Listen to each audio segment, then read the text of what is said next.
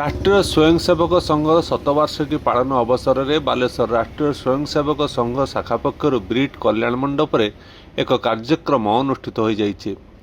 अतिथि भाव में राष्ट्रीय स्वयंसेवक संघ अखिल भारतीय सेवा प्रमुख पराग अभयंकर जी जोगदे संघ शताब्दीर यात्रा एक नवदिगंत उपर वक्तव्य प्रदान करथिले। सेथिरे से कहिथिले जे हिंदू धर्म को रक्षा करिया को हेले समस्त व्यक्ति को पांचटी कथा उपरे गुरुत्व देवाक पड़िबो, ता नहले हिंदू धर्म को आगको नहीं हेबो नाही।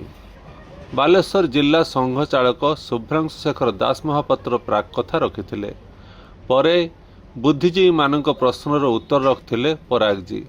एही अवसर में सेठारे बालेश्वर जिलार बहु बुद्धिजीवी उपस्थित थिले।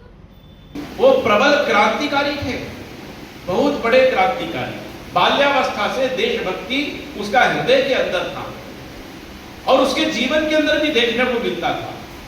छोटी सी उम्र में जब इस स्कूल में हाई स्कूल में पढ़ते थे, उसी समय अंग्रेज ऑफिसर के सामने वंदे भारत का नारा उसने पूरे स्कूल के अंदर गुंजा करके दिया। जिस समय वंदे मातरम बोलने में दंडनीय अपराध था, बड़े बड़े लोग वंदे मातरम नहीं बोलते थे, अंग्रेज सजा देगा इस डर से नहीं बोलते थे।